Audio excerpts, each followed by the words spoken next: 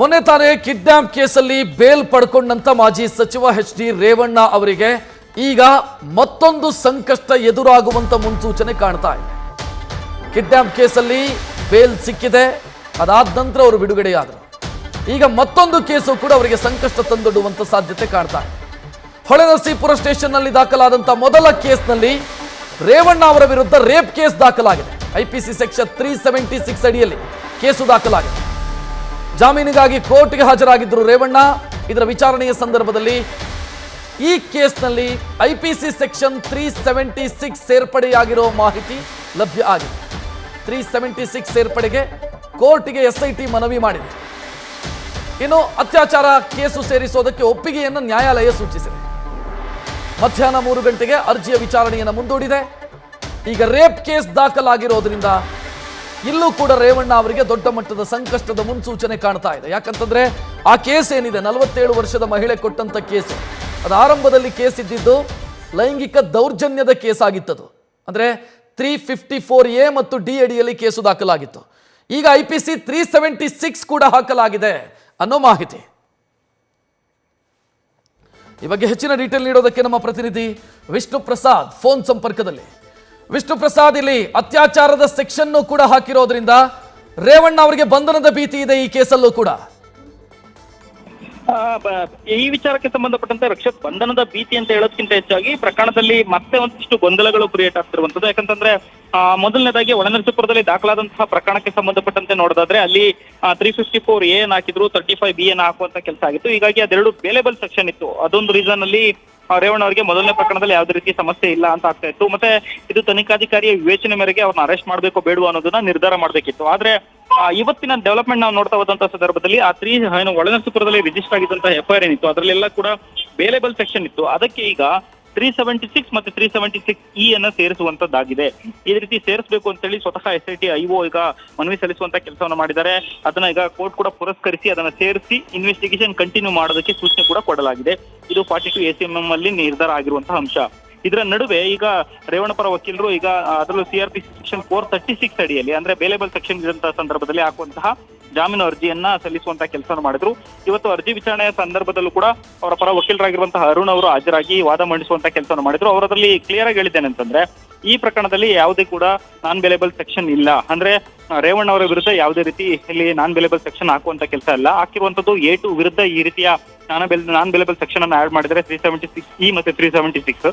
ಹೀಗಾಗಿ ರೇವಣ್ಣನವರು ಯಾವುದೇ ರೀತಿ ಪಾತ್ರ ಇಲ್ಲ, ಅವರಿಗೆ ಜಾಮೀನು ನೀಡಬೇಕು ಅಂತ ಮನವಿ ಸಲ್ಲಿಸುವಂತಹ ಕೆಲಸವನ್ನು ಮಾಡಿದ್ರು. ಈ ರೀತಿ ಅರ್ಜಿ ವಿಚಾರಣೆಯ ನಡುವೆ ಏಕೈಕಿ SIT ಪರ ವಕೀಲರು ಕೂಡ ಹಾಜರಾಗಿದ್ರು. ಅಶೋಕ್ ನಾಯ್ಕ್ ಅವರ PA ಹಾಜರಾಗಿ ಅಲ್ಲಿ ಸ್ಪಷ್ಟವಾಗಿ ಹೇಳಿದ್ದೇನೆ ಅಂತಂದ್ರೆ ನಮಗೆ ಈ ಪ್ರಕರಣದಲ್ಲೂ ಕೂಡ ಆಕ್ಷೇಪಣೆ ಸಲ್ಲಿಸೋದಕ್ಕೆ ಟೈಮ್ ಬೇಕು, ನಾಳೆ ತನಕ ಟೈಮ್ ಕೊಡಿ ಅಂತ ಮನವಿ ಸಲ್ಲಿಸಿದ್ರು. ಆದ್ರೆ ಕೋರ್ಟ್ ಅದಕ್ಕೆ ಮನವಿಯನ್ನ ಪುರಸ್ಕರಿಸೋದ್ರಲ್ಲಿ ಬದಲಾವಣೆ ಮಾಡಿತು.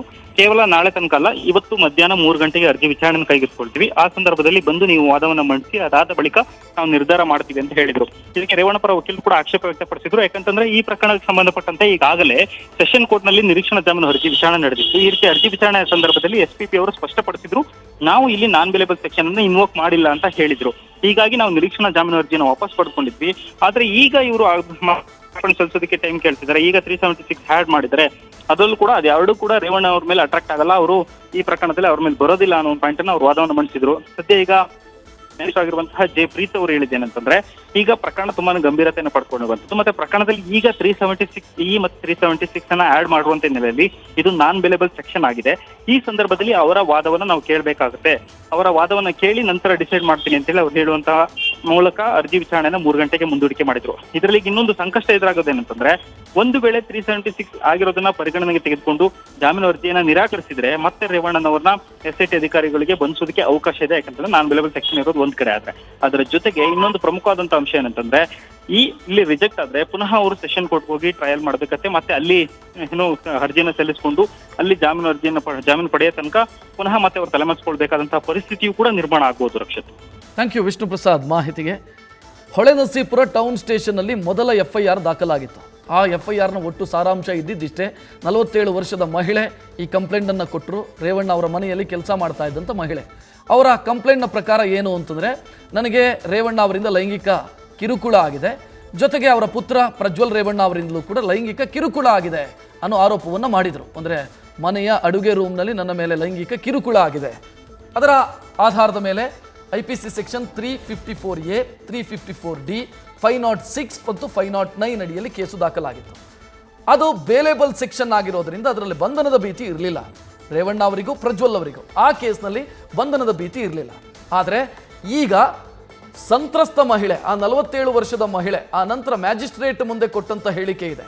CRPC ಸೆಕ್ಷನ್ 164 ಅಡಿಯಲ್ಲಿ ಮ್ಯಾಜಿಸ್ಟ್ರೇಟ್ ಮುಂದೆ ದಾಖಲಿಸಿರುವಂತಹ ಹೇಳಿಕೆಯನ್ನು ಆಧರಿಸಿ IPC ಸೆಕ್ಷನ್ 376 ಅನ್ನು ಆ್ಯಡ್ ಮಾಡಿದ್ದಾರೆ. IPC ಸೆಕ್ಷನ್ 376 ಅಂತಂದ್ರೆ ರೇಪ್ ಕೇಸು, ಅತ್ಯಾಚಾರದ ಕೇಸನ್ನು ದಾಖಲಿಸಲಾಗಿದೆ. ಸೊ ಇದು ಈಗ ರೇವಣ್ಣ ಅವರಿಗೆ ಸಂಕಷ್ಟ ತಂದೊಡ್ಡುವಂಥ ಸಾಧ್ಯತೆ ಇದೆ. ಸೊ ಇಲ್ಲಿ ಆ ಮಹಿಳೆಯ ಹೇಳಿಕೆಯ ಮೇಲೆ ಹೋಗುತ್ತೆ ಇದು. ಯಾಕಂತಂದ್ರೆ ಅತ್ಯಾಚಾರ ಮಾಡಿದವರು A1 A2 ಅನ್ನೋದು ಬಹಳ ಮುಖ್ಯ. A2 ಅಂತಾದ್ರೆ ಪ್ರಜ್ವಲ್ ರೇವಣ್ಣ, A1 ಅಂತಾದ್ರೆ ಅದು HD ರೇವಣ್ಣ. ಸೊ ಅವರ ಸ್ಟೇಟ್ಮೆಂಟ್ ಏನಾಗಿತ್ತು ಮತ್ತು ಆ ಸ್ಟೇಟ್ಮೆಂಟ್ ಆಧಾರದ ಮೇಲೆ ಯಾರ ಮೇಲೆ IPC ಸೆಕ್ಷನ್ 376 ಹಾಕಿದ್ದಾರೆ ಅನ್ನೋದು ಸದ್ಯಕ್ಕಿರುವಂಥ ಪ್ರಶ್ನೆ. ನ್ಯೂಸ್ ಫಸ್ಟ್ ನಿರ್ಭೀತಿಯಿಂದ ನಿಮ್ಮ ಪರವಾಗಿ.